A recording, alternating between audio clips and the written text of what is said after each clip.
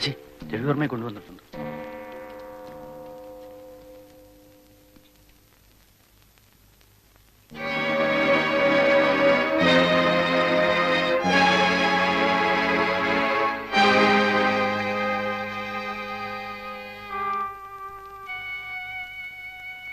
എന്നെ കാണാൻ വന്നതാണോ? ആരാ? മനസ്സിലായില്ല.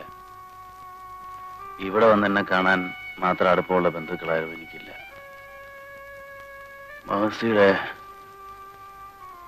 ആരെങ്കിലും ആണോ? അല്ല, പറഞ്ഞാൽ നിങ്ങൾ അറിയില്ല. കുറച്ച് കാര്യങ്ങൾ ചോദിച്ചറിയാൻ വേണ്ടി വന്നതാണ്. പത്രക്കാരാണല്ലേ? എനിക്കൊന്നും പറയാനില്ല. നിൽക്കൂ. നിങ്ങൾ എന്തിനാണ് മേഴ്സിയെ കൊന്നത്? എന്ത് തെറ്റാണ് മേഴ്സി നിങ്ങളോട് ചെയ്തത്? പറയൂ, എന്ത് തെറ്റാണ് മേഴ്സി നിങ്ങളോട് ചെയ്തത്? പറയാൻ.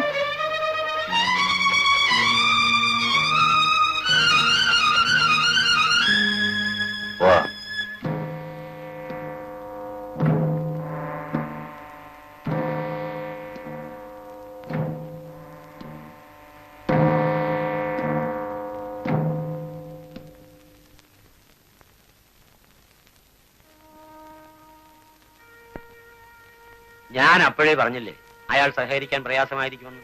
പിന്നെ കേസിനെ സംബന്ധിച്ച ഡീറ്റെയിൽസ് എല്ലാം നിങ്ങൾക്കറിയാമല്ലോ. എനിക്കറിയാവുന്നതൊക്കെ ഞാനും പറഞ്ഞുതരാം. അയാളുടെ സ്വഭാവത്തെയും പെരുമാറ്റത്തെയും കുറിച്ചുള്ള കാര്യങ്ങളൊക്കെ ജയിലറോടും ഗാർഡുകളോടും ചോദിച്ച് മനസ്സിലാക്കാവുന്നതേ ഉള്ളൂ. അത്രയ്ക്കൊക്കെ മതി.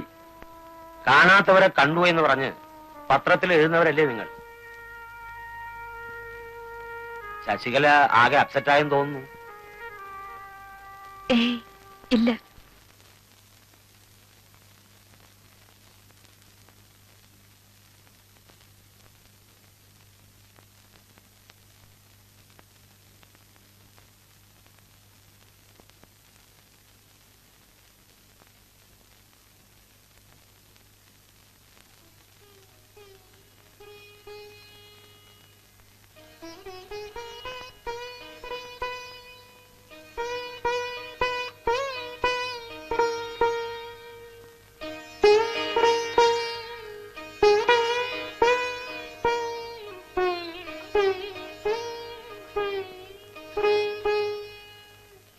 പാവപ്പെട്ടവളായിരുന്നുവെങ്കിലും വിദ്യാസമ്പന്നയും സുന്ദരിയുമായിരുന്നു മേഴ്സി. കേൾക്കുന്നവരുടെ എല്ലാം കണ്ണുകൾ ഈറനണിയിച്ച ക്രൂരമായ കൊലപാതകത്തിൽ അവസാനിച്ച ദുരന്ത കഥയിലെ നായികയാണ് മേഴ്സി. നായകനും വില്ലനുമായ രവിവർമ്മ തിരുവനന്തപുരം സെൻട്രൽ ജയിലിലെ തടവുമുറിയിൽ തൂക്കുമരവും കാത്ത് ജീവിച്ചിരിക്കുന്നു. നഗരത്തിലെ ഒരു ഇടത്തരം കമ്പനിയിൽ ക്ലാർക്കായി ജോലി ചെയ്തിരുന്ന മേഴ്സി ഒരു കൂട്ടുകാരിയുടെ വീട്ടിലാണ് താമസിച്ചിരുന്നത്. ഏതോ കൾച്ചറൽ പ്രോഗ്രാമിന്റെ ആഭിമുഖ്യത്തിൽ നടന്ന നൃത്ത പരിപാടിയിൽ വച്ചാണ് നല്ലൊരു നർത്തകി കൂടിയായ മേഴ്സിയെ ധനികനും വർമാസ് അഡ്വർടൈസ്മെന്റ് കമ്പനി ഉടമയുമായ രവിവർമ്മ ആദ്യമായി കണ്ടുമുട്ടുന്നത്. മേഴ്സി, നിന്നെ പരിചയപ്പെടാൻ ഒരാൾ വന്നിരിക്കുന്നു. ഇത് mister Varma, Ravi Varma, proprietor Varmas advertising company. Congratulations miss. Mercy. മറവി ഇപ്പോഴും മാറിയിട്ടില്ലല്ലോ. നമ്മുടെ ക്ലബിന്റെ വെൽവിഷറാ. മീറ്റിങ്ങിനൊന്നും പുള്ളിയെ കിട്ടില്ല. ചോദിക്കുമ്പോ മറന്നുപോയെന്ന് പറയും. നിങ്ങൾ സംസാരിച്ചിരിക്കും, ഞാൻ ഇപ്പൊ വരാം.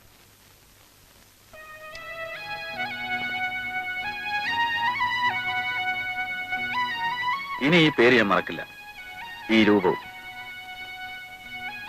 നൃത്തം നന്നായിരിക്കുന്നു എന്ന് പറഞ്ഞാൽ അത് ആത്മാർത്ഥതയില്ലാത്ത ഒരു പ്രശംസയായി പോകും. കാരണം നൃത്തം ഞാൻ ശ്രദ്ധിച്ചില്ല, നർത്തകിയാണ് ഞാൻ ശ്രദ്ധിച്ചത്. Especially your figure. Thank you sir. ഞാൻ പോട്ടെ. നിൽക്കൂ. ഫിഗറിനെ പറ്റി പറഞ്ഞതുകൊണ്ട് തെറ്റിദ്ധരിക്കരുത്. ഞാൻ ധാരാളം പെൺകുട്ടികളെ ദിവസവും കാണാറുണ്ട്.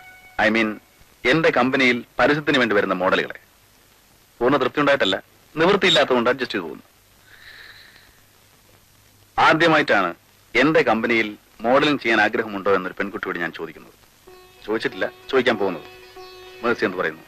ക്ഷമിക്കണം, അത്തരം ജോലിയിലൊന്നും എനിക്ക് താല്പര്യമില്ല. അത് മോഡലിങ്ങിനെ കുറിച്ച് അറിയാത്തതുകൊണ്ടാണ്. നിങ്ങളുടെ ഒരു മാസത്തെ ശമ്പളം 2 ദിവസം കൊണ്ടുണ്ടാക്കാം. പിന്നെ പേര്, പ്രശസ്തി. സോറി സർ, ഞാൻ പറഞ്ഞല്ലോ എനിക്കതിൽ താല്പര്യമില്ല. ഓക്കെ, മേഴ്സിക്ക് ഞാൻ ഒരാഴ്ചത്തെ സമയം തരാം. മേഴ്സി ആലോചിക്കും. മറുപടി പോസിറ്റീവ് ആയിരിക്കുമെന്ന് ഇന്നു മുതൽ ഞാൻ സ്വപ്നം കാണും. അതിന് വിരോധമില്ലല്ലോ. See you. Good night.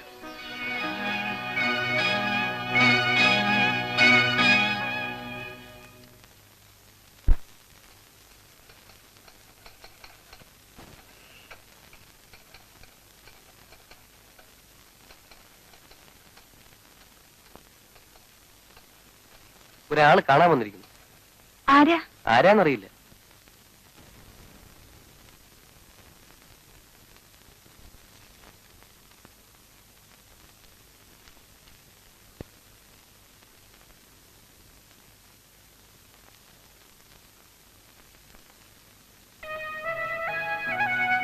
Good evening Mercy. Good evening. ഇന്ന് 22-ാം തീയതിയാണ്. 15-7 22. നിങ്ങളെ പ്രസിഡന്റ് എന്ന് പറഞ്ഞില്ലേ ഞാൻ ഭയങ്കര മറവിക്കാരനാണെന്ന്. അതെന്നെ അറിയാത്തതുകൊണ്ടാണ്. ഓർമ്മിച്ചിരിക്കേണ്ട കാര്യങ്ങൾ ഞാൻ കൃത്യമായി ഓർമ്മിച്ചു വയ്ക്കും. നമ്മൾ തമ്മിൽ കണ്ടുപിരിഞ്ഞിട്ട് ഇന്ന് കൃത്യം ഒരാഴ്ചയായി. മേഴ്സി എന്നെ നിരാശപ്പെടുത്തില്ലല്ലോ? ഞാൻ അന്നേ പറഞ്ഞതാണല്ലോ സാർ, എനിക്കിതിൽ താല്പര്യമില്ലെന്ന്. താല്പര്യമുള്ള ധാരാളം കുട്ടികളുണ്ടെന്ന് സാറ് പറഞ്ഞല്ലോ. പിന്നെന്തിനാ എന്നെ ബുദ്ധിമുട്ടിക്കുന്നത്?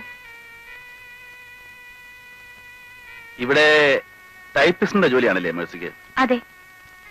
എത്ര രൂപ ശമ്പളം കിട്ടും? 650. 650.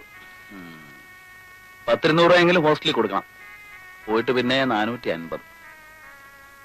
അത് വീട്ടിലേക്ക്. എല്ലാ മാസവും മേഴ്സിയുടെ ശമ്പളവും കാത്തിരിക്കുന്ന കുടുംബത്തിന് അത് വലിയ ആശ്വാസമായിരിക്കും. പക്ഷേ ഈ ജോലി പോയാലോ? എന്റെ നാക്ക് കരുനാക്കാണെന്നാണ് എല്ലാരും പറയാറ്.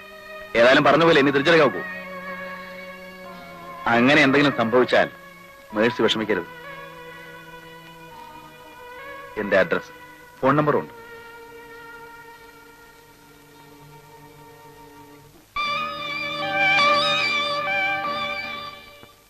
എന്തിനാ നിന്നെ ജോലിന്ന് പറഞ്ഞു വിട്ടത്?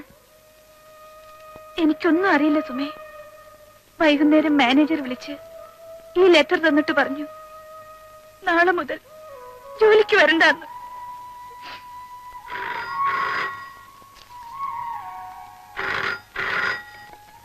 ഹലോ, ഉണ്ടല്ലോ, കൊടുക്കാം. മേഴ്സി, നിനക്കാ.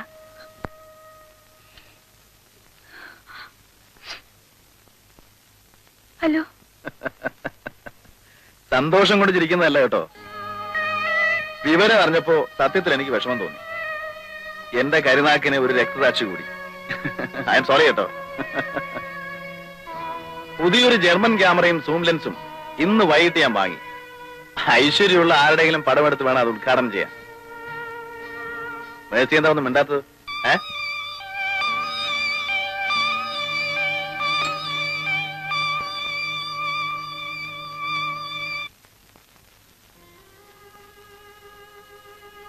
നീ ഇങ്ങനെ കൊച്ചുകുട്ടികളെ പോലെ ആയാലോ മേഴ്സി.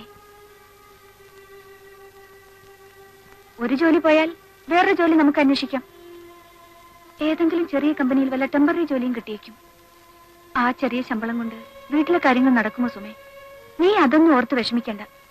നല്ലൊരു ജോലി കിട്ടുന്നവരെ നിന്റെ വീട്ടിലേക്കുള്ള പണമൊക്കെ ഞാൻ അയച്ചോളാം. അതിനുള്ള നിവൃത്തിയൊക്കെ എനിക്കുണ്ട്. അതൊക്കെ എത്ര കാലത്തേക്ക് നടക്കും? സുഖമില്ലാതെ കിടക്കുന്ന അച്ഛൻ, പഠിച്ചുകൊണ്ടിരിക്കുന്ന 2 സഹോദരങ്ങൾ, എന്റെ വരുമാനം കൂടി ഇല്ലെങ്കിൽ ഞാൻ ആലോചിക്കായിരുന്നു, അവിടെ പോയി എല്ലാവരും കൂടി പട്ടിണി കിടക്കുന്നതിനേക്കാൾ ഭേദമല്ലേ മോഡലിംഗ്,